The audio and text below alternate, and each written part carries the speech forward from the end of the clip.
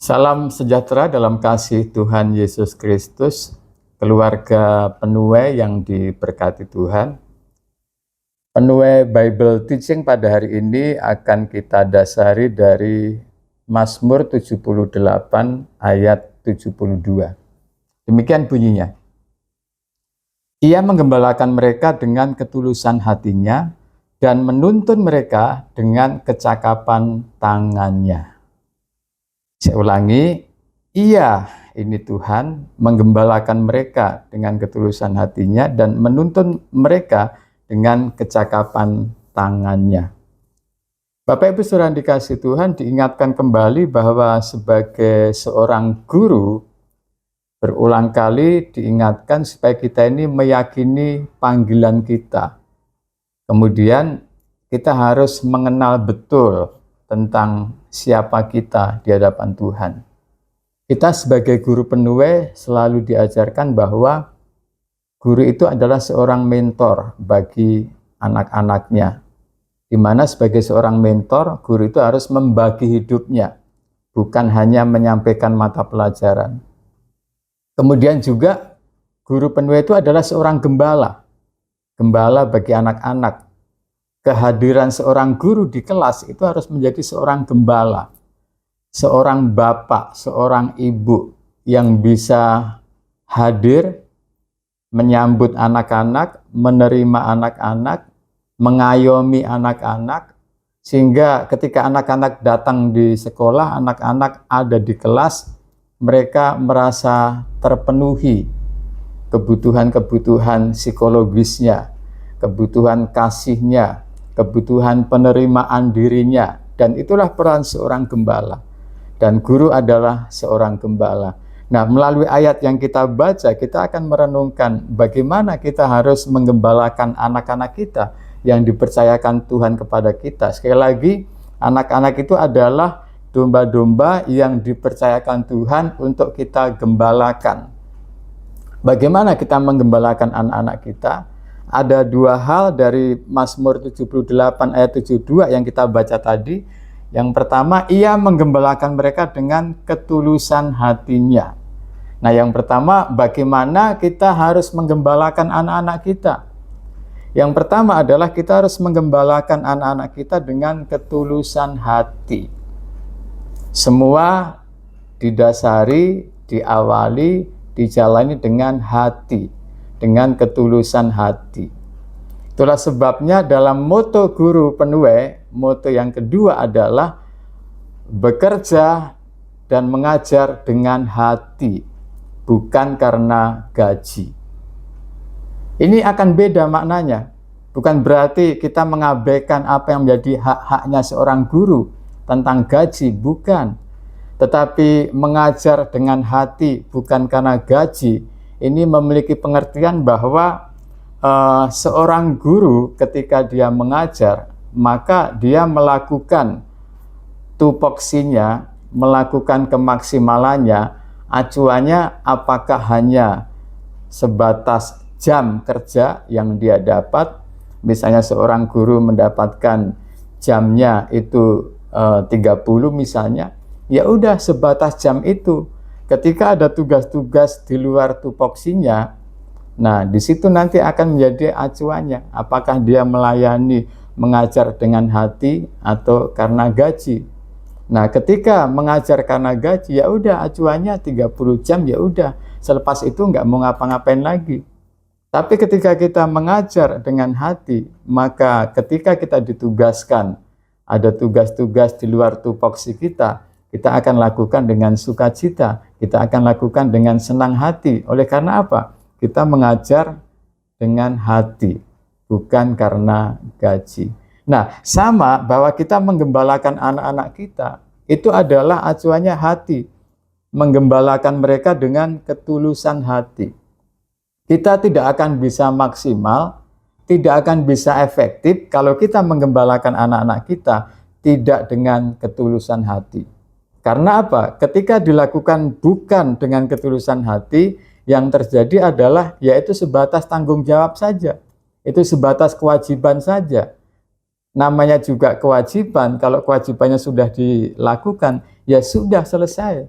Tetapi ketika kita menggembalakan dengan ketulusan hati, maka di situ kita akan rela menerima setiap anak apa adanya, kita rela hadir bagi anak-anak kita rela memberikan seluruh hidup kita untuk membawa anak-anak bukan saja mereka mengerti mata pelajaran, tetapi sesuai dengan tujuan sekolah penuh, menjadikan mereka sebagai generasi yang diselamatkan, yang mengenal Tuhan, yang karakternya diubahkan, yang perilaku mereka diubahkan, dan itu tidak mudah. Dan itu hanya bisa kita lakukan kalau kita menggembalakan anak-anak kita dengan ketulusan hati. Nah, kalau kita coba renungkan dan mempelajari bagaimana Tuhan Yesus menggembalakan domba-dombanya, Tuhan Yesus menggembalakan kita. Bahkan Yesus katakan, seorang gembala memberikan nyawanya bagi domba-dombanya. Seorang gembala, dia akan menjaga kawanan dombanya. Ketika ada harimau menyerang, ketika ada beruang menyerang, maka seorang gembala, dia akan bertengkar, dia akan rela mengorbankan nyawanya untuk membela domba-dombanya. Dia rela untuk bertarung melawan harimau, melawan beruang.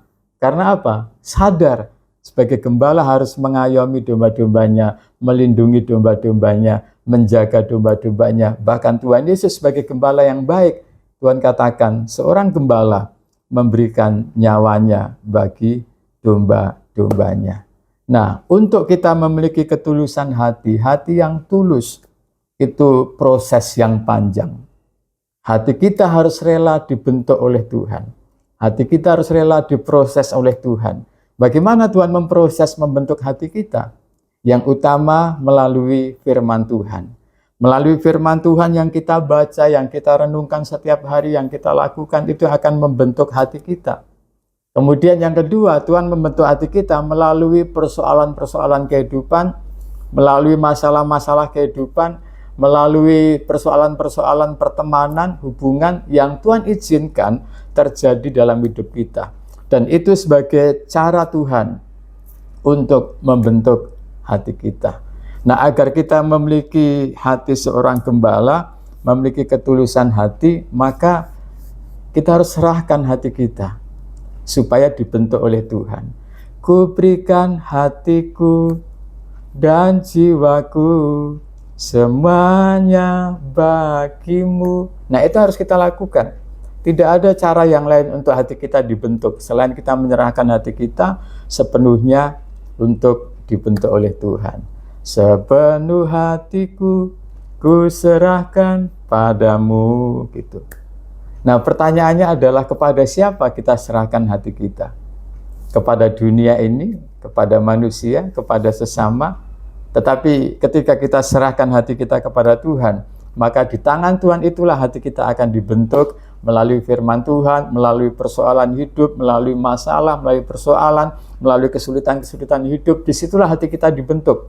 Sehingga sampai pada titik hati kita dibentuk oleh Tuhan menjadi hati yang tulus. Karena hanya dengan ketulusan hati kita bisa menggembalakan anak-anak kita seperti yang Tuhan kehendaki. Nah, yang kedua, bagaimana kita menggembalakan anak-anak kita? Bagaimana kita sebagai seorang gembala menggembalakan anak-anak kita? Yang kedua adalah dengan kecakapan tangannya. Nah, kecakapan tangan ini bicara tentang skill, bicara tentang kompetensi, bicara tentang karunia. Ini kecakapan tangan kita. Nah, sebagai seorang guru kita harus cakap, kompetensi kita harus bagus, kompetensi kita harus terus di-upgrade, kompetensi kita harus terus ditingkatkan, kompetensi kita harus terus dikembangkan. Mengapa? Karena dunia pendidikan itu terus berkembang, dinamika dunia pendidikan itu kalau kita lihat hari-hari ini itu semakin masif, semakin luar biasa. Dulu kita kenal KTSP, kemudian ada kurikulum 13, kemudian ada kurikulum Merdeka, sekarang ada lagi namanya Deep Learning, kurikulum nasional, dan terus berprogres.